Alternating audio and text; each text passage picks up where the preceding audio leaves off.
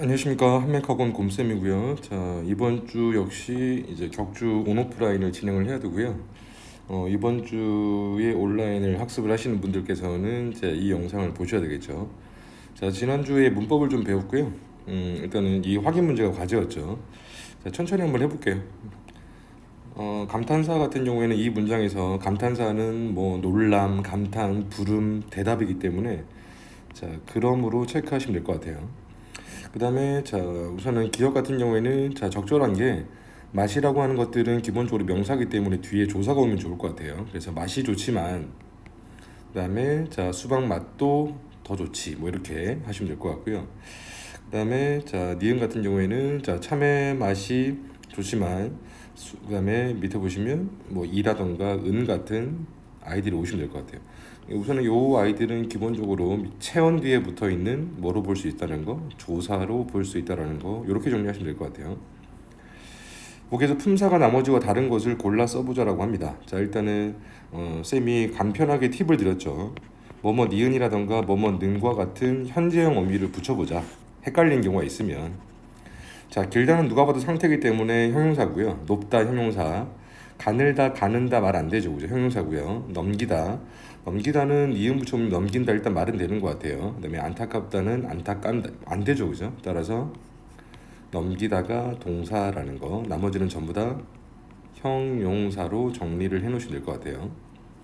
물론 얘를 둘 다 합치게 되면 용언이라고 하는 공통점이 있죠. 보기의 문장에서 수식어를 모두 찾아 쓰래요. 수식어이라고 하는 건 관형사와 부사를 의미하죠. 자, 일단은 자, 한 같은 경우에는 I라고 하는 명사를 꾸며주기 때문에 얘는 관형사로 볼 수 있고요. 그 다음에 아주는 자, 뭐를 꾸며줍니까? 열심히를 꾸며주고, 열심히 같은 경우에는 달린다를 꾸며주기 때문에 얘는 일단 부사고요. 그 다음에 아주는 부사를 꾸며주기 때문에 같은 부사가 되는 거죠. 쉽죠? 자, 기억 미음 중 관형사와 부사의 차이점으로 알맞은 곳을 골라서 그 기호를 적어보세요. 자, 디귿이겠죠? 관형사는 체온을 꾸며주지만 부사는 용언을 꾸며주고요. 이런 것도 하나 메모를 해놓으시면 좋겠죠. 부사 같은 경우에는 수식의 범위가 넓다라는 거죠. 예를 들면 부사는 주로 용언을 꾸며주긴 하는데 뭐 때에 따라서는 같은 부사, 문장 전체, 그 다음에 관형사를 꾸며주기 때문에 자, 수식의 범위가 넓다라고 볼 수 있고요. 보기의 기억 미음 중 조사의 특징이 아닌 것을 골라 써보자요. 자, 독립적인 뜻이 나와 있다고 한다면 독립적인 건 뭡니까? 얘는 우리가 알고 있는 독립원 중에 감탄사로 볼 수 있겠죠. 그 다음에 보기의 기억 미음 중 품사가 다른 한 놈을 골라보세요. 자, 와, 오어, 어머, 맙소사, 그렇구나. 다 비슷비슷한 것 같아요. 자, 근데 보게 되면 와, 오, 어머, 맙소사는 얘는 형태가 변해요, 안 변해요? 그러니까 여러분이 알고 있는 문법적 개념을 적용을 시켜야 돼요. 형태가 변하지 않기 때문에 자, 얘는 무조건 감탄사로 볼 수 있을 것 같고요. 그렇구나는 감탄사로 볼 수 있겠지만 얘는 자, 그렇다, 그렇구나, 그렇고 따라서 형태가 변하는 녀석이기 때문에 품사는 그 아이의 본질을 보셔야 돼요. 그러면 얘는 상태라든가 성질이고 형용사로 볼 수 있는 거죠. 자, 일단은 확인 문제 점검 한번 해봤고요. 이해가 안 되는 부분은 꼭 체크하신 다음에 곰쌤한테 질문을 하시면 될 것 같아요. 자, 빨리 갈게요. 보기에서 형태가 변하지 않는 단어를 모두 골라 묶은 것이래요. 자, 정답은 4번이겠죠. 자, 우선 같이 보시게 되면 자, 이거 대명사고요. 국어 명사. 정말은 뒤에 문장 만들어 보시면 정말 뭐뭐하다. 얘는 부사가 되겠죠. 여섯은 수사니까 이 아이들은 전부 다 형태가 변하지 않는 불변한 것 같고요. 보기의 빈칸에 들어갈 수 있는 단어를 써보래요. 동생의 신발이 뭐 아주 깨끗하다. 그러면 아주 같은 경우에는 자, 깨끗하다라고 하는 서술어, 즉 다시 말하면 용언을 꾸며주기 때문에 얘는 자연스럽게 부사로 정리가 되겠죠. 3번에 보기에 문장을 의미에 따라 분류한 내용으로 적절하지 않은 거래요. 뭐 정답은 4번이고요. 자, 참 같은 경우에는 예쁘긴 예쁜데 참 예쁜 거죠. 그럼 얘는 용언을 꾸며주기 때문에 뭐가 돼요? 그렇죠. 얘는 부사가 되겠죠. 이해가 잘 되고 계신 거죠. 그 다음에 자, 4번을 보시면 밑줄 친 단어 중 보기에 노랗다. 자, 노랗다라고 하는 건 상태나 성질이고, 그 다음에 1차로 확인할 게 뭐냐면 형태가 변하는지를 보시면 돼요. 얘는 형태가 변하죠. 그리고 상태나 성질이니까 100% 뭐예요? 형용사가 되겠죠. 그러면 4번이 몇 번인가요? 4번이 되겠죠. 온다라고 하는 건 동작이기 때문에 얘는 동사로 정리하시면 될 것 같아요. 나머지는 전부 다 형용사로 볼 수 있네요. 자, 보기에 쓰인 단어가 문장에서 하는 기능으로 적절하지 않은 거래요. 자, 5번에 쉽죠? 5번이죠. 아름답구나는 자, 문장에서 동작의 대상, 동작이 아니죠, 그죠? 상태라던가 아니면 성질을 나타내요. 왜냐면 얘는 뭐예요? 동작이 아니라 동사가 아니라 형용사니까. 동작의 대상이 되는 건 기본적으로 뭡니까? 뭐예요? 동작의 대상이 되는 말은 기본적으로 자, 우선은 여기다가 자, 목적어라고 한번 써보시고요. 그러니까 얘는 상태를 의미한다고 보시면 될 것 같아요. 그다음에 다음 페이지 볼까요? 자, 보기의 단어에 대한 설명으로 적절하지 않은 것을 고르라고 합니다. 정답은 3번이겠죠. 적절하지 않은 거예요. 독립적으로 쓰인다고 한다면 얘는 감탄사겠죠, 그죠? 그런데 빨리는 굳이 보지 않아도 돼. 빨리, 예를 들면 온다, 빨리 흐른다. 뒤에 나와 있는 말이 주로 용언이기 때문에 이 빨리는 부사로 정리가 가능하죠. 자, 보기에 밑줄 친 단어에 대한 설명으로 적절하지 않은 것을 고르라고 합니다. 자, 정답은 몇 번이었어요? 5번이었죠. 자, 무슨은 자 뭡니까? 무슨은 일을 꾸며주겠죠. 무슨은 뒤에 나오는 일을 꾸며주기 때문에 일은 명사니까 무슨은 자동적으로 관형사라고 정리할 수 있을 것 같아요. 자, 8번에 보기에 밑줄 친 단어가 가리키는 대상으로 적절하지 않은 것을 고르라고 합니다. 자, 정답은 1번이겠죠. 자, 대명사는 사람이라던가 아니면 사물, 장소의 이름을 대신 가리키는 말인데 보기에 그곳이 가리키는 곳은 자, 문맥상 고개가 아니라 오두막집으로 볼 수 있을 것 같아요. 자, 9번에 보기에 밑줄 친 단어 중 수사를 모두 고른 것은 자, 일단은 수사라고 한다는 건 체언에 속하고 대부분 뒤에 뭐가 붙어 있어요? 조사가 붙어 있죠. 자, 그럼 같이 보면 자, 9번에 자, 3번으로 보시면 될 것 같아요. 자, 나무 한 그루. 자, 얘는 관형사로 볼 수 있을 것 같고요. 그 다음에 얘 보시게 되면 자, 어때요? 뒤에 조사가 붙어 있으니까 100% 수사로 볼 수 있을 것 같아요. 얘는 자, 관형사가 되는 거죠. 이렇게 보시면 돼요. 쌤이 지난주에 요령을 설명드렸죠. 자, 10번에 보기에 밑줄 친 단어에 대한 설명으로 적절하지 않은 것을 고르라고 합니다. 같이 한번 해볼까요? 자, 그는 대명사고 딸기는 명사고 오빠 명사고 하나는 수사겠죠, 그죠? 그럼 몇 번이에요? 1번이죠. 관계어는 조사를 말하죠. 여기 나와 있는 가라던가 을, 가, 을 이런 아이들을 우리는 조사라고 하고요. 보기에도 체언을 묻어 쓰라고 합니다. 체언 같은 경우에는 다시 한번 제가 써드릴게요. 명사가 있을 것이고 명사를 대신하는 대명사가 있을 것이고 그 다음에 수량이라던가 순서를 의미하는 수사가 있겠죠, 그죠? 그러면 책상 또 뭐 있어요? 둘, 그 다음에 나, 거기. 나 같은 경우에는 자, 대명사라고 볼 수 있겠죠. 거기도 대명사, 둘 수사, 책상은 명사. 보기에 나열된 단어들의 공통점으로 적절하지 않은 것을 고르래요. 정답은 3번이겠죠. 대상의 움직임을 나타내는 말을 우리는 뭐라고 한다? 용언 중에 동사라고 하는데 춥다라던가 막다라고 하던가 이런 것들은 전부 다 형용사로 볼 수 있는 거죠. 따라서 상태도 나타나기 때문에 자, 공통점으로는 볼 수 없을 것 같아요. 자, 13번에 밑줄 친 단어의 품사가 나머지와 다른 걸 고르라고 하네요. 정답은 5번이죠. 자, 매우는 그러니까 뒤에 나와 일단은 이런 문제를 만나게 되면 얘는 수식어과 관련된 문제잖아요. 그러면 뒤에 나와 있는 아이가 기본적으로 어떤 형태인지를 먼저 보시면 금방 풀 수 있어요. 덥다, 뭐 잡았다, 참 안타까운 거죠, 그죠? 안타깝다, 무척 기쁘다. 근데 얘는 어느 방향이래요. 누가 봐도 정답은 5번이죠. 그럼 얘는 자, 방향이라고 하는 명사를 꾸며주니까 관형사로 볼 수 있는 거죠. 자, 보기에 밑줄 친 단어의 품사에 대한 설명으로 적절하지 않은 것은 정답은 2번이죠. 자, 가와를 여기 나와 있는 모든 애들은 조사기 때문에 특별한 의미가 없어요, 그죠? 문법적인 관계를 나타내주는 말이기 때문에 구체적인 의미를 가지고 있지는 않겠죠. 15번 품사와 그에 따른 단어가 바르게 짝지어진 것은 이건 너무 쉽다, 그죠? 정답은 2번이죠. 이해십니까? 얘 같은 경우에는 대명사니까 답이 될 수 없는 것 같고요, 그죠? 그 다음에 여러 번이기 때문에 얘는 관형사니까 답이 될 수 없을 것 같고, 그 다음에 바쁘다 같은 경우에는 형용사니까 답이 될 수가 없는 것 같고, 그 다음에 자, 내린다 이런 것들은 자, 뭐죠? 동사기 때문에 답이 될 수가 없겠죠. 반복적으로 보시면 아마 금방 이해를 하실 거예요. 자, 다음 기역 미음 중 감탄사가 쓰인 문장 놀람, 감탄, 부름, 대답 이런 것들이잖아요. 그죠? 자, 쓰임 문장을 모두 고르라고 한다면 몇 번이었어요? 정답은 1번이겠죠. 여보세요. 이거는 헷갈리지 마세요. 명수야 같은 경우에는 명수가 뭐예요? 명사죠. 그다음에 야는 조사가 되는 거죠. 청춘은 명사고 얘 뭐예요? 명사, 얘 대명사 그죠? 야는 조사. 아까 제가 말씀드렸지만 품사는 세부적으로 나누시면 될 것 같아요. 그럼 어렵지 않습니다. 자, 17번을 보시면 가와 나의 단어를 분류한 것으로 적절하지 않은 것이라고 합니다. 정답은 2번이겠죠. 왜 2번이에요? 골치는 명사니까. 가에 밑줄친 단어 중 그 기능이 나머지다. 기능이라고 하는 건 뭐뭐 언으로 나눠야 되겠죠. 그죠? 요거를 떠올리시면 될 것 같고요. 자, 그럼 몇 번입니까? 자, 4번이겠죠. 왜 4번이에요? 자, 또는 예를 들면 또 같은 경우에는 뒤에 나와 있는 먹었다를 꾸며줄 수 있게 또 먹었다. 그럼 얘 같은 경우에는 부사로 볼 수 있는 거죠. 나에서 용언을 모두 찾아 쓰래요. 동사와 형용사를 모두 찾아 쓰라고 합니다. 뭐 쉽죠. 아파요가 있는 것 같고요. 그 다음에 아프고, 그 다음에 나면 오세요. 일단은 용언을 찾아 쓰라는 문제를 만나게 되면 형태가 일단은 변하는 아이들을 모조리 찾으시면 돼요. 20번 단어의 품사에 대한 설명으로 적절하지 않은 것을 고르라고 합니다. 4번이겠죠?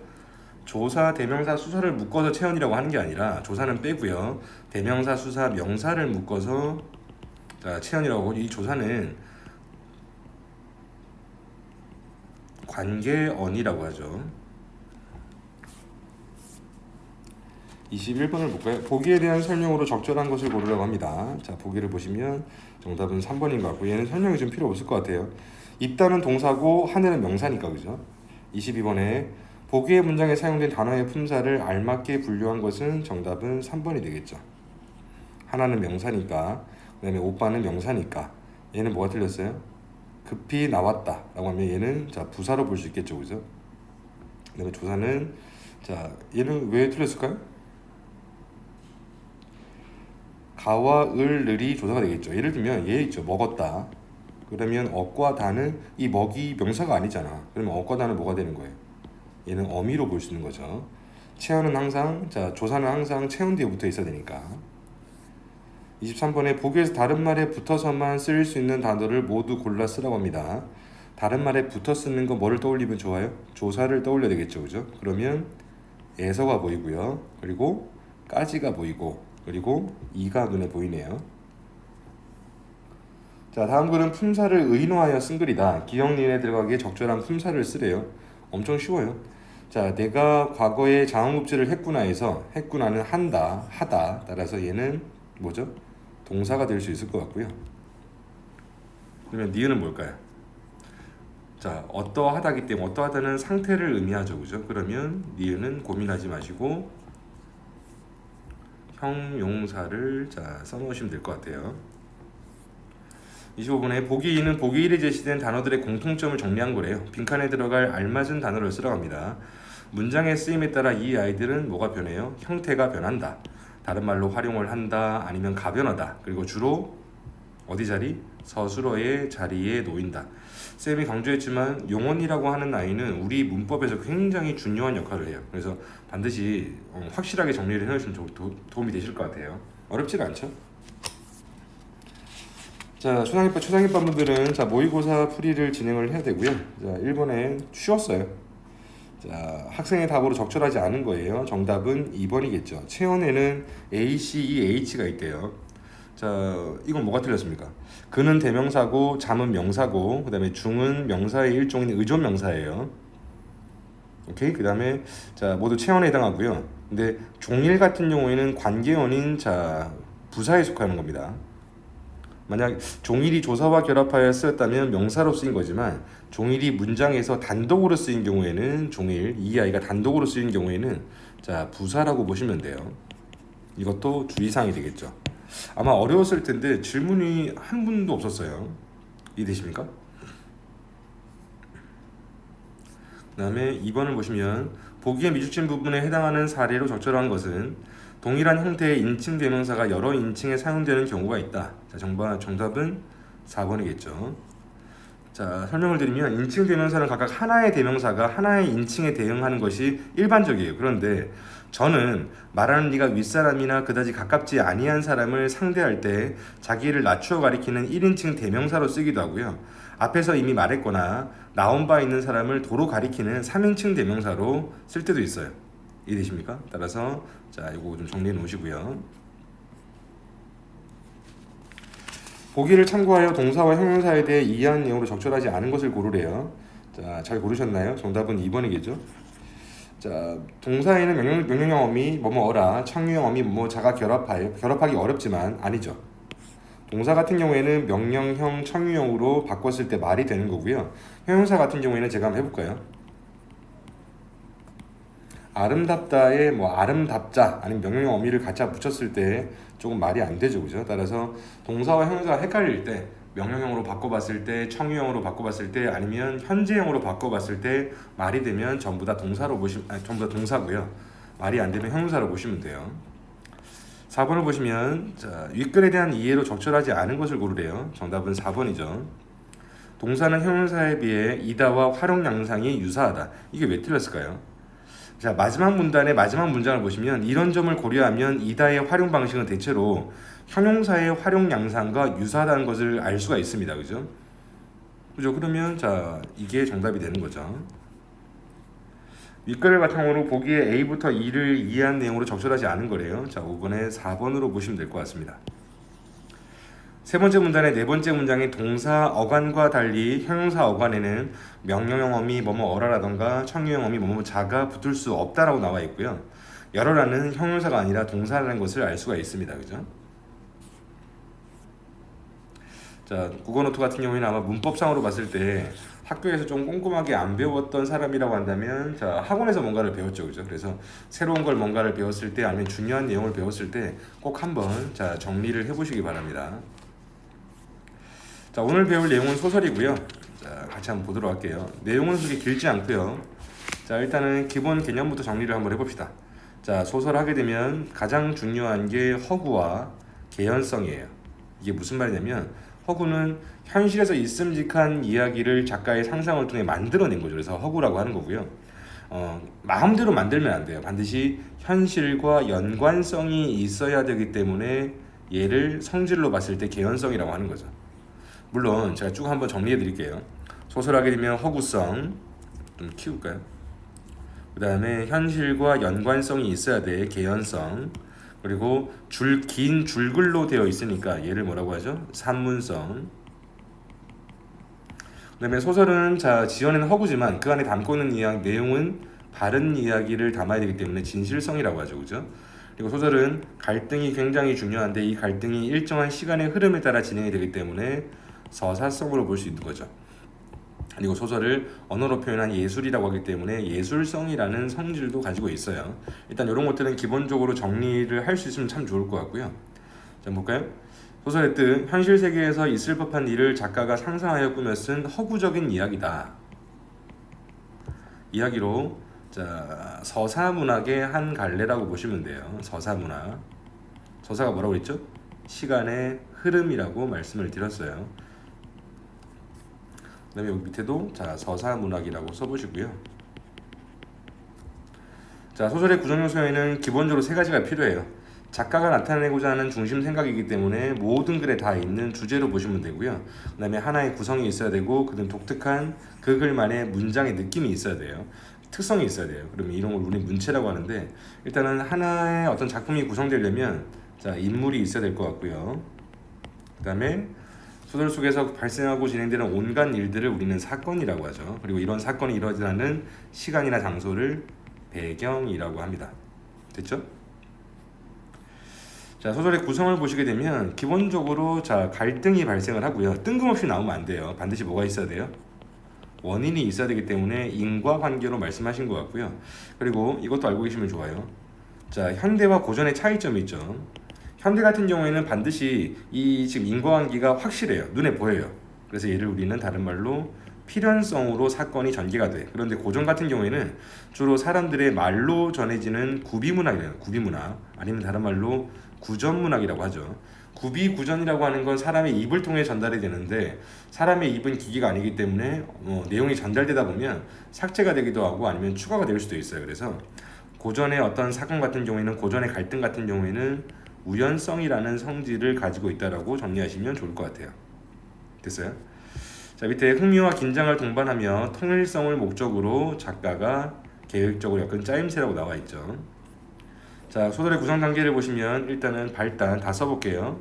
이거 이 정도면 이 구성은 나오면 바로 읊을 수 있어야 돼요. 그 다음에 전개, 위기, 그 다음에 절정, 결말이 되겠죠.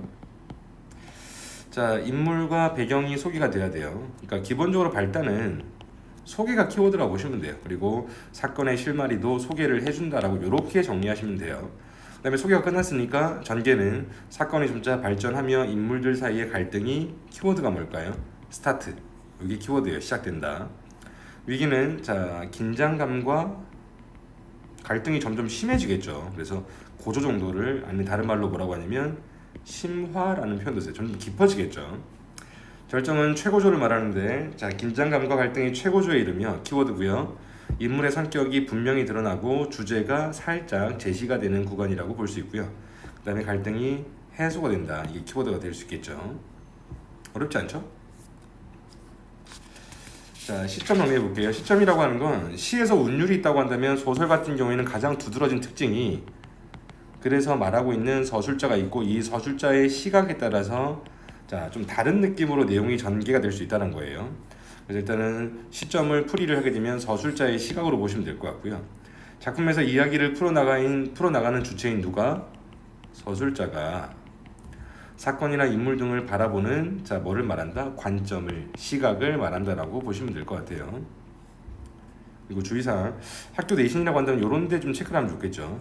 서술자의 위치나 시각에 따라서 시점이 달라진다. 그리고 내용이나 느낌, 분위기도 좀 많이 달라져요.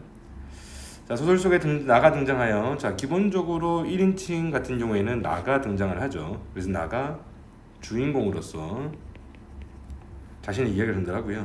두 번째, 주인공의 내면 심리를 전달하는 데 가장 효과적이에요.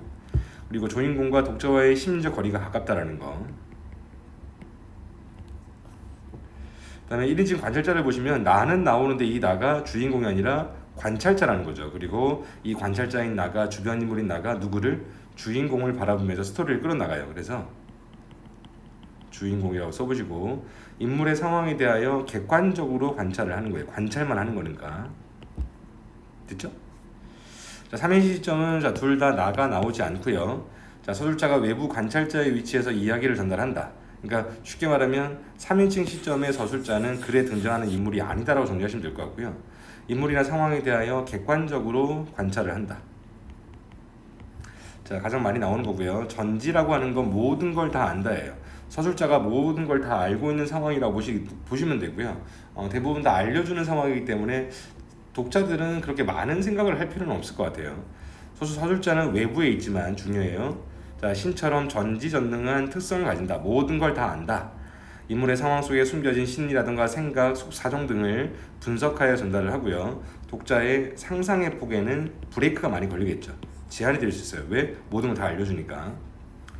그 다음에 심리라든가 성격을 알려줄 때 우리는 자, 땡땡 제시와 땡땡 제시를 쓰는데 예문을 볼까요? 자, 가슴이 뜨끔하대요. 대놓고 써놨죠, 그죠? 이런 것들을 우리는 직접적 제시라고 하고, 문기는 밥을 두엇을 뜨다가 그만둔다. 뭔가 걱정거리가 있나 봐요.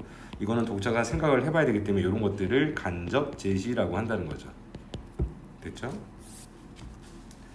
자, 확인 문제를 좀 볼게요. 다음 문항을 읽고 옳고 그름을 판단을 한번 해보세요. 제가 읽어볼게요. 서술자가 이야기 안에 등장인물이라면 그 작품은 1인칭 시점이다. 맞죠? 그 다음에 소설의 시점은 작가가 사건이나 인물 등을 바라보는 관점을 말한다. 맞아요? 아니죠. 서술자가 사건이나 인물 등을 바라보는 관점이라고 보시면 돼요. 이런 것들을 주의를 해야 돼요. 세 번째, 소설의 시점은 서술자의 위치와 시각에 따라 나누는 것이 일반적이다. 맞죠? 그 다음에 1인칭 주인공 시점의 경우 주인공의 심리를 전달하는 데 효과적이다. 내가 나의 이야기를 전달하기 때문에 나의 심리를 알고 있는데 상대방의 심리를 잘 몰라요. 그래서 내가 내 심리를 전달하는 데는 효과적이라고 볼 수 있고요. 그 다음에 소설을 자, 영상으로 바꾸어 쓸 수도 있어요. 자, 글로 표현되고 영상으로 표현되고 서술과 묘사로 소설은 주로 진행이 되겠지만 배우의 표정 연기를 통해 주로 심리가 전달이 되고요. 배경이나 분위기를 상상하게 만들어주는데 영상은 다 보여주기 때문에 자, 감각적으로 느끼게 한다는 거고요.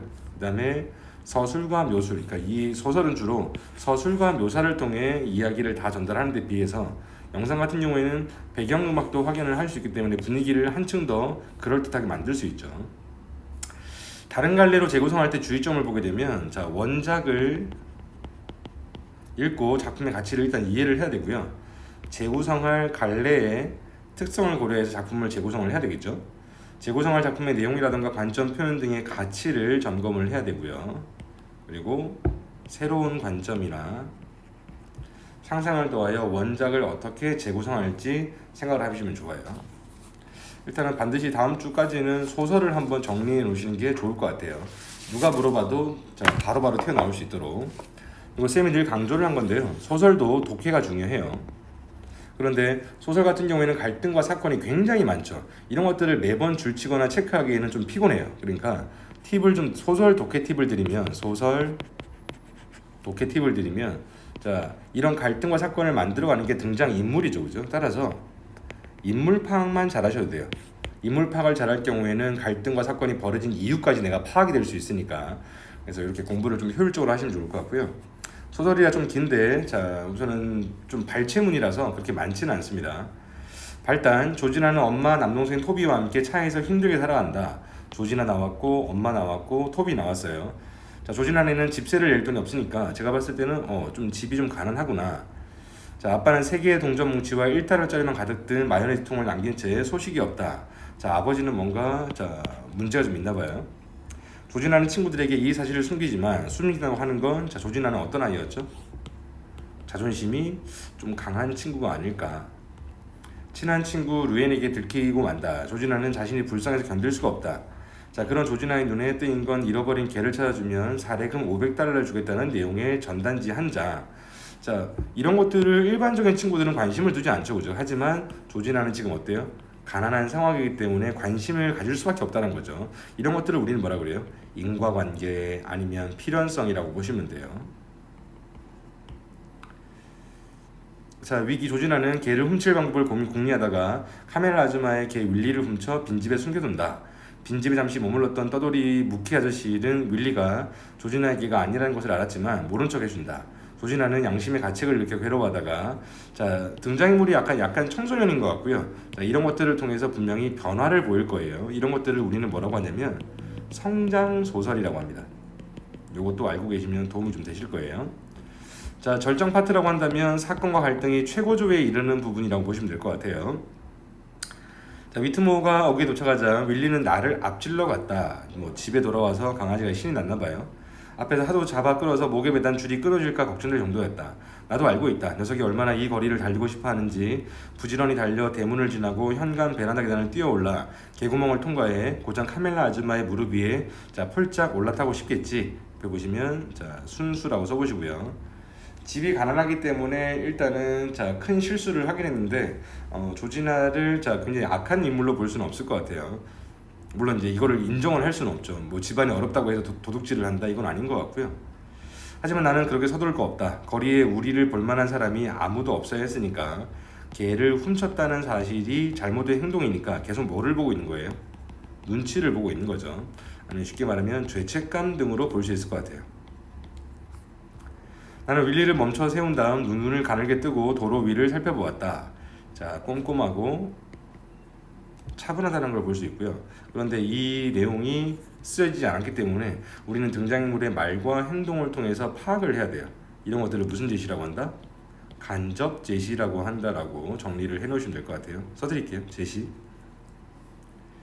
자, 윌리 이제 됐어. 가자. 나는 최대한 빠른 걸음으로 카멜라 아줌마네 집으로 향했다. 윌리는 익숙한 울타리가 보이자 극도로 흥분하면서 이리저리 펄펄 뛰고 난리 법석을 피웠다.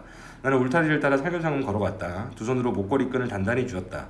윌리가 갑자기 튀어나가는 바람에 줄을 놓쳐버리면 낭패일 테니까 나는 카멜라 아줌마가 집에 없기를 바랐지만 대문에 도착하고 보니 앞틀에 아줌마 차가 주차되어 있는 게 보였다. 그러면 뭡니까? 갈등 자체가 살짝 또 올라간다는 걸 확인할 수 있고요. 나는 윌리의 목걸이에서 끈을 풀어냈다. 녀석의 털복숭이 얼굴을 두 손으로 어루만지면서 녀석의 코와 내 코를 밀었다. 변태 아니고요. 자, 윌리를 진심으로 좋아했음을 알 수가 있습니다. 그래서 악한 인물이 아닌 거고요. 청소년들이라고 한다면 한 번쯤은 그러니까 아직 어른이 아니기 때문에 미성숙한 문제이고 여러 가지 유혹에 직면할 때 그 유혹을 이기기가 좀 어려워요, 그죠? 그리고 가뜩이나 이 글의 주인공 같은 경우에는 집안이 좀 가난했죠, 그죠? 빗장을 들어 올리고 대문을 열었다. 그리고 윌리를 놓아주었다. 녀석은 총알같이 앞들을 지나쳐 계단을 오르고 개구멍으로 쑥 들어가 버렸다. 우두커니 윌리를 바라보다가 녀석이 완전히 사라지고 나서야 몸을 돌려 빠른 걸음으로 젠걸음으로 길을 돌아 나왔다. 그러나 카멜라 아줌마네 집에서 조금씩 멀어질수록 내 발걸음이 무거웠대요. 이런 것들도 우리는 딱 봐도 간접 제시라는 걸 알 수가 있는데 뭐를 느낄 수 있죠? 그렇죠. 왜 무거워져요? 죄책감 때문이겠죠. 이렇게 보시면 될 것 같아요.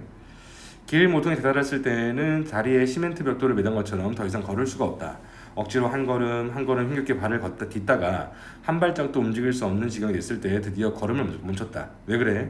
자, 도대체 뭐가 문제야? 조진아, 멈추지 마. 누가 보기 전에 얼른 여기를 벗어나라고. 정신병이 아니죠, 그죠? 조진아의 이성이 시키는 마음이고요. 쉽게 말하면 내적 갈등으로 정리를 해놓으시면 될 것 같아요. 고민을 하고 있잖아요. 자, 나는 나 자신을 나무랐다. 하지만 어쩔 수 없다. 지금껏 내 발을 움직이게 한 이성을 내 가슴이 이겨버린 것이다. 뭐죠? 용서를 구하려고 용기를 내보고 있는 것 같아요. 바람직한 행동이죠. 또다시 카멜라 아줌마네 집으로 향했다. 나는 대문 밖을 서성했다. 현관문 틈으로 라디오 음악이 흘러나왔고요. 그 순간 내가 무엇보다도 간절히 원했던 것은 그곳에서 그냥 사라져버리는 것이었다. 자, 뭐를 보여주고 있죠? 두려움 때문이죠. 아직은 나이가 어리기도 하고. 근데 이건 어른도 마찬가지고요. 위트모가를 떠나 다시는 돌아오지 않는 것, 윌리나 카멜라 아줌마를 한 번도 본 적 없는 것처럼 살아가는 것. 그러나 나는 그러지 못했다. 계속 뭐를 하고 있어요? 내적 갈등을 하고 있고, 자, 청소년의 입장에서 계속 성장의 이제 과정을 겪는 성장통을 겪고 있다고 보시면 될 것 같아요.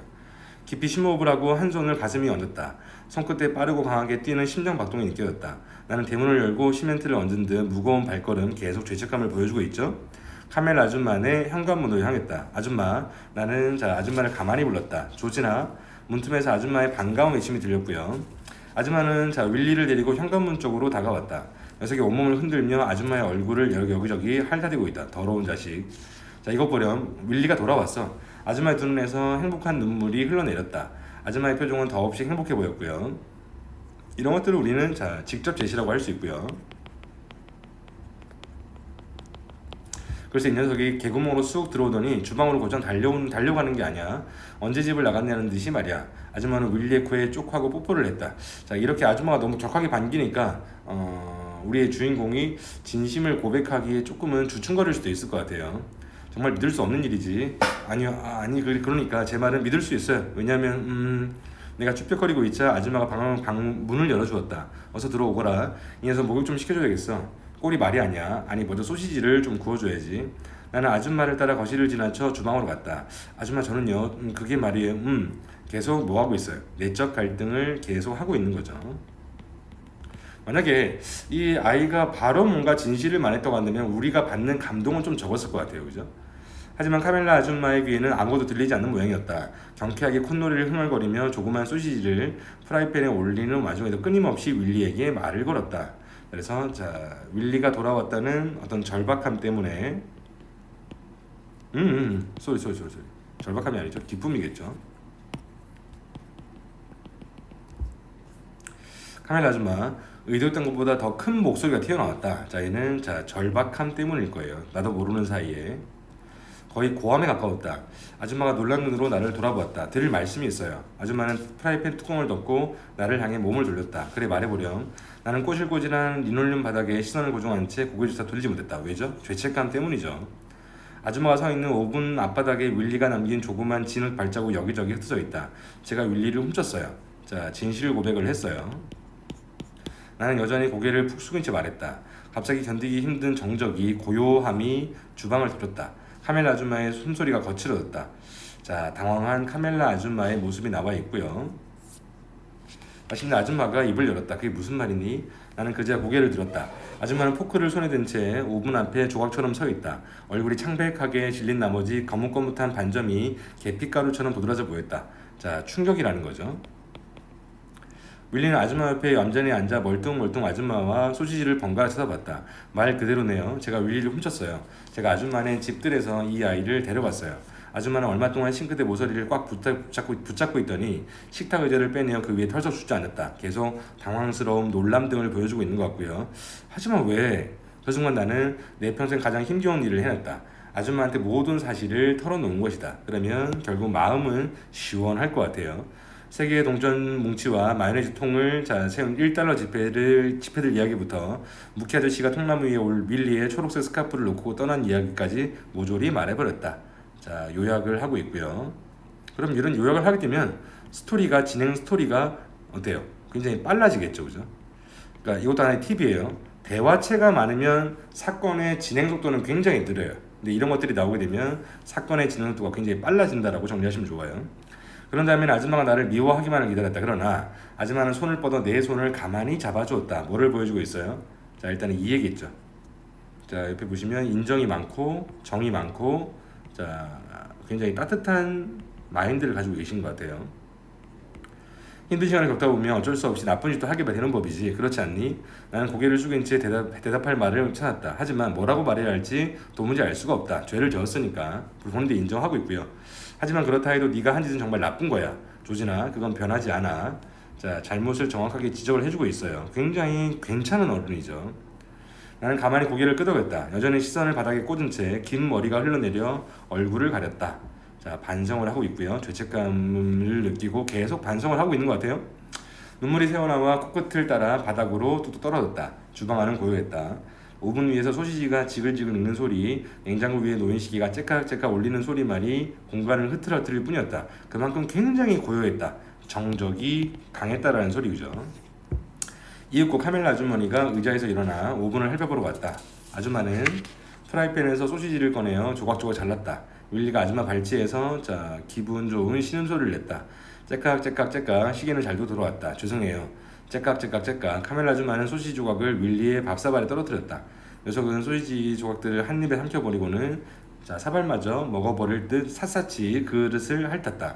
그 바람에 밥사발이 매끈매끈한 바닥을 따라 미끄러졌고요. 그럼 전 이만 가볼게요. 하지만 몸이 움직이지 않았다. 아직 깔끔하지 않죠. 계속 죄책감에 휩싸였고요. 여기저기 금이 간 주방바닥에 시멘트 다리가 뿌리를 내리기도 한듯 한 발짝도 움직일 수가 없었다. 자, 그리고 아줌마에게 용서를 받지 못했기 때문이고요. 아마도 카멜라 아줌마가 달래주길 기다렸던 것 같다. 하지만 아줌마는 그러지 않았다. 결국 나는 무거운 발을 옮겨 한 발짝 한 발짝 걷기 시작했다. 주방을 나와 거실을 가로질러 현관문을 지나 현관 베란다로 나왔고요. 거의 마당 대문에 다다랐을 때 카멜라 아줌마가 나를 불렀대요. 상황에 분명히 뭐가 발생할까요? 변화가 발생하겠죠. 이런 것들을 우리는 미리 알려주는 걸 암시라고 해요. 다 아시죠? 자, 정리하면 이성적 믿음이 나와 있어요. 윌리를 도와주고 아무 일 없었다는 듯 돌아서고 싶은 마음. 양심이라고 봤을 때는 죄책감이 너무 강해서 용서를 구하려고 하는 상황이었죠. 그래서 잘못을 고백하기 위해 결국 아줌마의 집으로 갔고요. 자, 보시면 세계의 동전 뭉치와 쭉 보시면 사건의 전개 과정을 자세히 제시하지 않았어요. 그다음 밑에 중요 소재를 중심으로 언급을 했으니까 사건이 조금 빠르게 진행된다고 보시면 될 것 같고요. 독자가 짐작할 수 있는 내용이기 때문에 상상하여 떠올리게 할 수 있고요. 이야기를 지루하지 않게 이끌면서 독자가 주체적으로 감상할 수 있도록 만들어줍니다.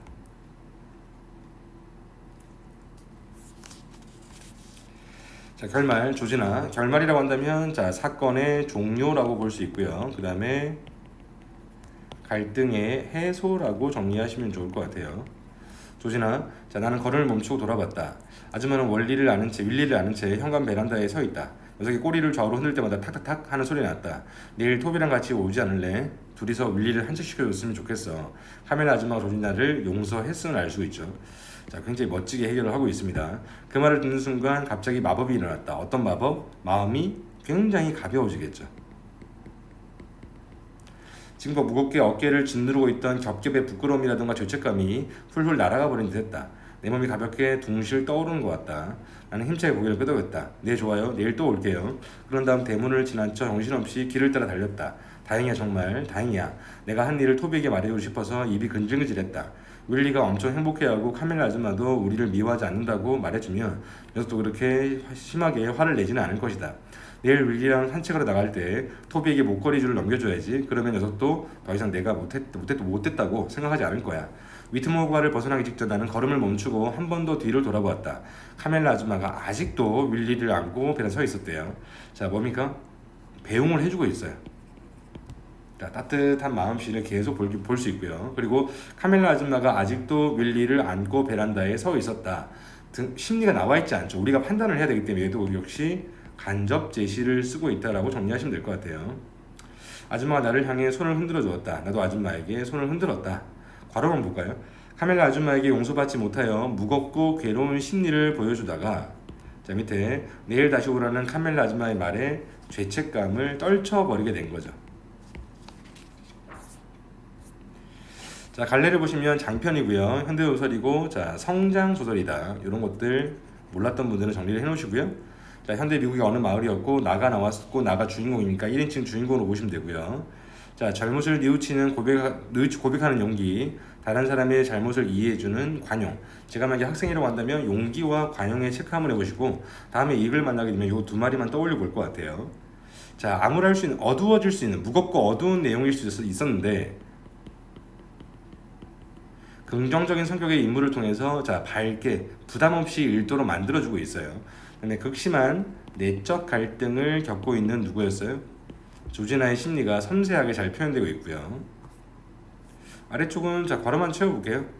자, 재구성된 영상의 가치, 배경이나 소품, 장면 구성에서 영상미를 느낄 수 있고요. 사건의 전개를 영상으로 보여줘서 시각적 재미를 주고요. 마지막에 음악이 OST 같은 거 이거 아시죠? 오리지널 사운드 트랙. 인물의 심리나 상황과 어우러져 분위기를 잘 느껴지게 한다는 거였죠. 자, 일단은 다음 주 과제는 이거고요. 그런데 우리가 다음 주에는 학원 방학이에요, 그죠? 그래서 여러분들은 일단은 다음 주까지는 올 필요 없고요. 어차피 제가 이번 주에 전체 문자를 보냈어요. 그래서 여러분들이 거기에 맞춰서 일정이 움직이면 되는데 일주일 동안 내리 논다고 생각하시면 안 돼요. 적절하게 여러분 시간을 안배를 하셔가지고 조금 더 늦잠도 잠도 좀 많이 자고 그다음에 좀 쉬기도 많이 쉬고 그 다음에 자투리 시간을 가지고 학습을 해줘야 이제 이런 방학이 끝났을 때 연휴가 끝났을 때 쉽게 복귀를 할 수 있어요. 오케이? 그래서 일단 효율적으로 학습을 진행해 보시고 혹시 모르는 내용이라든가 필요한 내용이 있으면 언제든지 곰쌤에게 연락을 주십시오. 제일 중요한 게 뭐다? 건강이다라고 말씀을 드렸어요. 반드시 건강 잘 지키시고 오케이? 자, 그러면 다음 주에 뵙도록 하겠습니다. 수고하셨습니다.